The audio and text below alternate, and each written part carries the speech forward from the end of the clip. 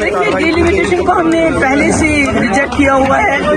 Delimitation commission कोई commission नहीं है, ये बीजेपी का कमीशन है जिन्होंने जम्मू कश्मीर को तितर-बितर कर दिया पूरी तरह से अपनी सीटों को कंसोलिडेट करने के लिए, और आपस में न सिर्फ मजहब की लड़ाई उन्होंने शुरू कर दी बल्कि इलाकों में भी लड़ाई डाली है, क्योंकि एक का इलाका दूसरे के साथ जोड़ के, दूसरे का तीसरे के साथ जोड़ के इन्होंने पूरी तबाही मचाई है। डिलिमिटेशन कमीशन पे हमें कोई यकीन नहीं, वी रिजेक्ट इट टोटली। अभी हमने उसमें कोई पार्टिसिपेशन भी नहीं इसी तरीके से हमने एक सवाल किया।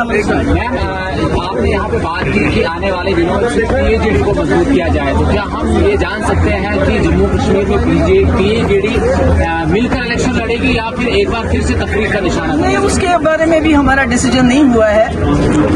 जब डिसीजन होगा तो आप उनको बता देंगे, अभी कोई डिसीजन नहीं हुआ है। आपका कौन प्लान क्या होगा इलेक्शन का?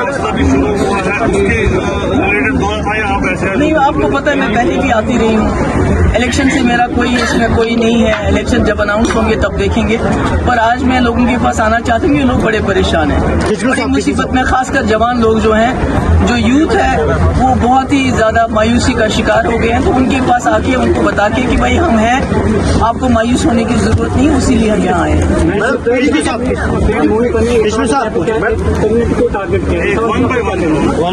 देखिए, मैंने पहले भी कहा कि आपको याद है कश्मीर में कितने मुसलमान मारे गए, सैला सुरनकोट में किस तरह मुसलमानों को मौत के घाट उतारा गया, कश्मीर में कितने कश्मीरी पंडित मारे गए।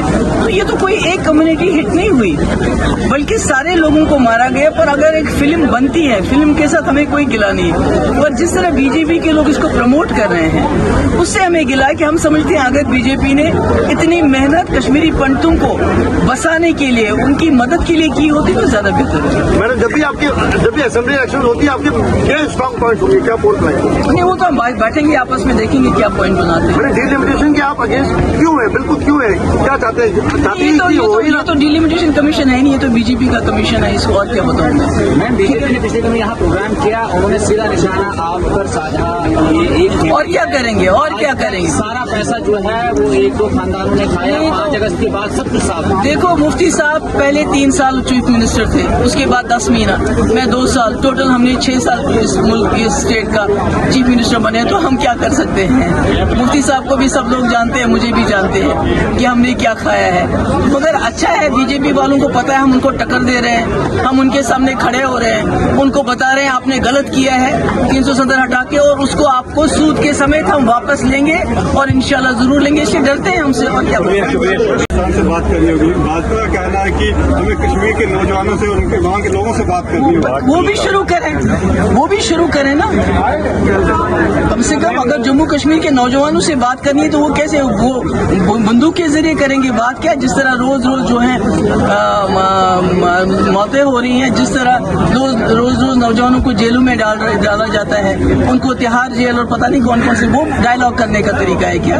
हम तो यही कहते हैं कि ये डायलॉग का तरीका नहीं है, ये जोर जबरदस्ती नहीं चलेगी। आपको जम्मू कश्मीर के नौजवानों को you will have to reach out to them, और डिग्निटी के साथ और ऑनर के साथ। और पाकिस्तान इस हकीकत, उसको क्या करेंगे? अटल बिहारी वाजपेयी जी भी चले गए वहाँ, मोदी जी भी चले गए, तो इसमें उनको बुरा क्यों लगता है जब हम कहते हैं?